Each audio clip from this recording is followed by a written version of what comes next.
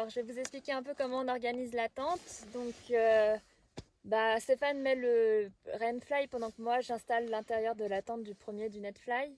Et donc, je mets les sacs vers les pieds pour avoir le maximum de place au niveau de la tête.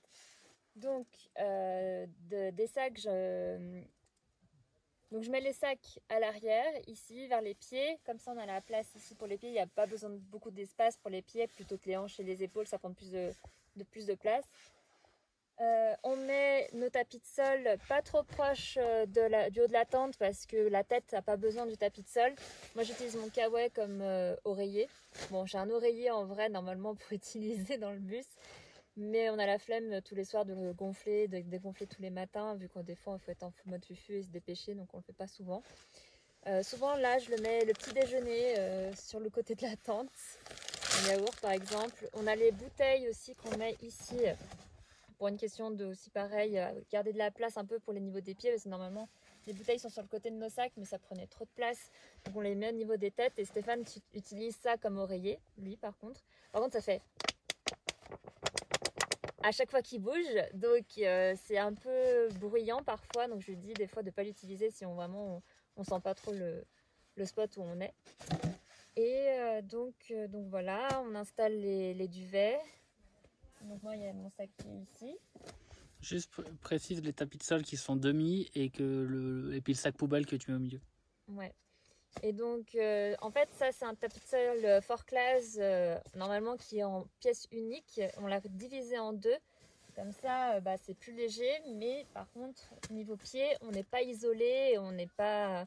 Enfin voilà, c'est pas tout mouche comme c'est pour notre dos. Donc ça nous permet d'avoir moins de poids dans le sac à dos, mais un peu moins de confort dans la tente. Mais ça marche bien parce qu'en vrai, on n'a pas vraiment besoin d'un tapis de sol pour les jambes, ça c'est pas trop utile.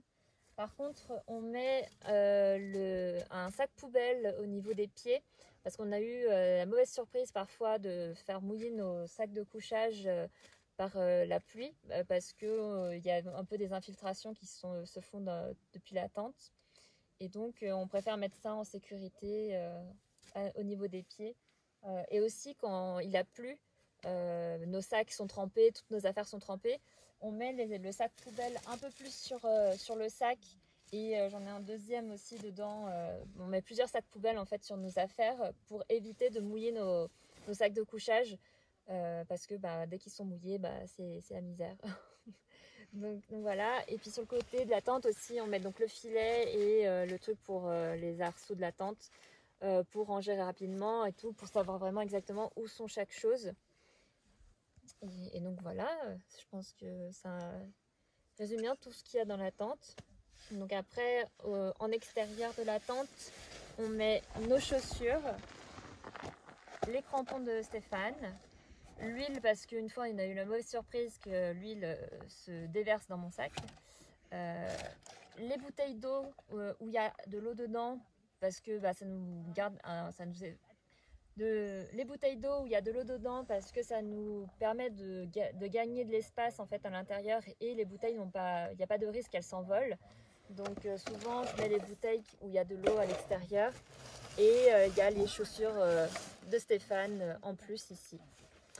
Donc voilà, tout notre équipement qui tient dans la tente et sur moi. Voilà. Donc j'espère que ça vous aura aidé un peu à voir comment on installe la tente, comment c'est à l'intérieur de la tente, et que ça vous donnera un peu des idées sur comment on s'organise. Sachant que bon, là on a laissé nos affaires en extérieur parce qu'on sait qu'il n'y a pas trop de risques, et en plus il y a le Rainfly qui cache nos affaires. Mais dès que ça craint un peu, par exemple à Bariloche, comme Stéphane a dit, on a dormi en centre-ville avec les policiers à côté, mais on avait un peu peur qu'on nous vole nos chaussures, donc on les a mis à l'intérieur. Et on t'a volé tes bâtons. Et le pire, c'est que oui, j'ai laissé mes bâtons en extérieur en me disant mes bâtons de randonnée, personne ne va les prendre, tout le monde s'en fout, on en trouve plein partout.